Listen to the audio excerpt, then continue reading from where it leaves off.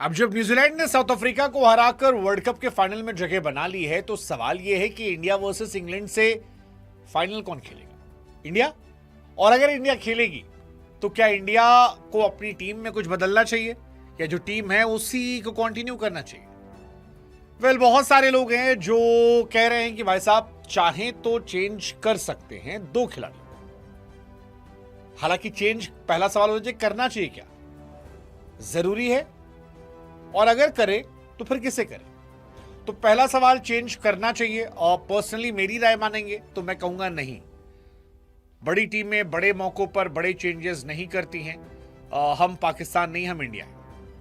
लेकिन अब सवाल उठेगा कि भाई साहब आपने संजू सैमसन को तो चेंज किया था, वो आपके प्लेइंग 11 का हिस्सा नहीं थे और आज आप 3 ओपनर के साथ खेल रहे हो। तो फिर अगर वो फॉर्मूला क्लिक कर गया और उसी फॉर्मूले की वजह से आप सेमीफाइनल तक पहुंचे हो तो फिर बाकी के राइट चेंजेस भी हो जाएं तो खराब नहीं है। ये पॉइंट काफी लॉजिकल लगता है कि हाँ ऐसा है। अब दूसरा सवाल कि चलो ठीक है, अगर हम चेंज करने को राजी हो जाते हैं तो कौन कौन से खिलाड़ी हैं जिन्हें चेंज कर सकते हैं?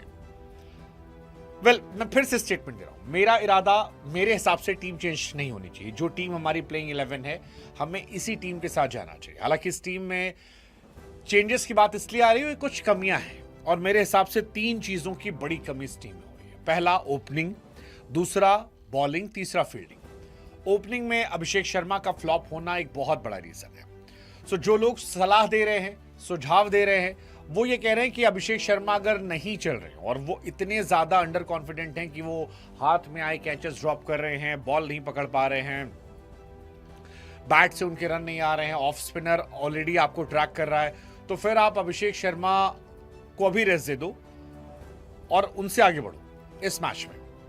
मैं अभिषेक शर्मा को अभी भी खिलाने के मूड में हूं क्योंकि मुझे लगता है कि अभिषेक शर्मा फिन एलन जैसे खिलाड़ी हैं जो अगर चलेंगे तो आपको एक दिन में सब पलट कर दे देंगे, सब कुछ पलट कर दे देंगे। और इंग्लैंड के सामने हो सकता है वो दिन हो जब अभिषेक शर्मा ही आपके सबसे बड़े मैच विनर बन जाएं, कमाल कर दे। I personally expect from Abhishek Sharma कि वो ऐसा कर सकते हैं, ये मेरा थॉट प्रोसेस है। लेकिन अगर चेंज करते हैं तो एक चेंज हो सकता है कि अभिषेक शर्मा की जगह पर आप रिंकू सिंह या वॉशिंगटन सुंदर को ला सकते हो। रिंकू सिंह या वॉशिंगटन सुंदर, it can be a good choice, it can be a good choice. Washington सुंदर स्पेशली गुड चॉइस। वॉशी इसलिए क्योंकि वो बैटिंग भी कर लेते तेज, प्लस 4 ओवर बॉलिंग कर लेते। हालांकि 4 ओवर बॉलिंग उनसे करवाया बहुत कम जाता है, बॉलिंग में उन्हें कॉन्फिडेंस थोड़ा कम दिया गया, इसलिए क्वेश्चन यहां बने रहेंगे कि क्या ये चेंज ठीक है। दूसरा, रिंकू सिंह कमाल की फील्डर है, आपको फील्डिंग से 10 रन तो कम से कम बचा के देते हैं। दूसरा, कमाल के बैट्समैन भी हैं, हालांकि वर्ल्ड कप में वो भी नहीं चले, पूरे सीजन फ्लॉप रहे, लेकिन कई बार आखिरी के 4 गेंदों में फेंटा मारने होता है, वहां पर एक बल्लेबाज जो नीचे का आता है वो चल जाता है। ये एक चेंज की बात है। मेरी चॉइस अभी भी अभिषेक शर्मा है। मुझे लगता है कि जो कॉम्बिनेशन बैटिंग का जा रहा है वही जाना चाहिए। अब दूसरा सवाल बॉलर चेंज का। बॉलर में एक ऑप्शन चल रहा है वरुण चक्रवर्ती को लेकर। क्या वरुण चक्रवर्ती को हटाकर हम कुलदीप यादव को ले आए? Kuldeep undoubtedly is one of the most impactful player, बहुत कमाल गेंदबाज है, लेकिन फिर भी वरुण चक्रवर्ती मैं खिलाऊंगा यार, मैं खिलाऊंगा। वरुण महंगे साबित हो रहे हैं। पिछले मैच में मेरी एक्सपेक्टेशन बहुत ज्यादा थी, 1 विकेट निकाला 40 रन देकर कोलकाता में, बट फिर भी मुझे लगता है मैं उन्हें खिलाऊंगा। वो अगर वो इंग्लैंड के सामने फॉर्म में आते हैं तो वो अलग लेवल के बॉलर हैं।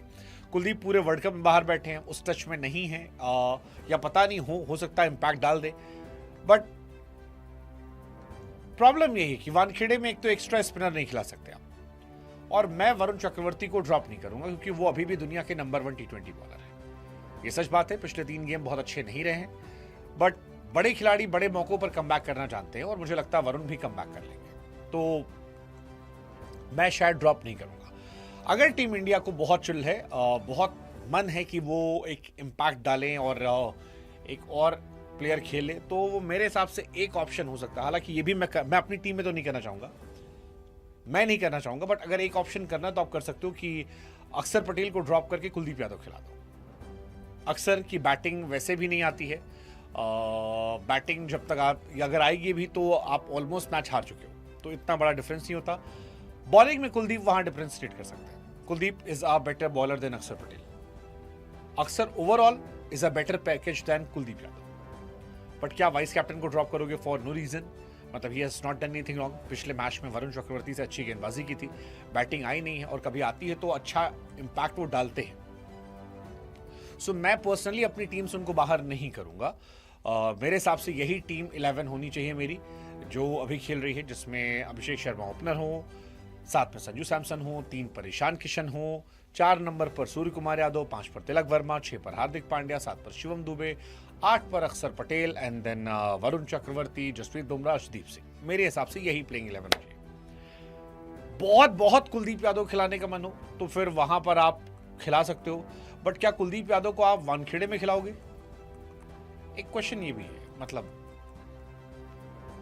सो मेरे हिसाब से India should go with same team, क्योंकि वानखेड़े में एक एक्स्ट्रा स्पिनर नहीं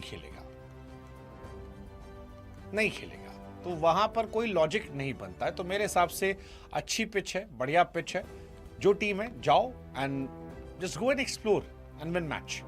टॉस की प्रैक्टिस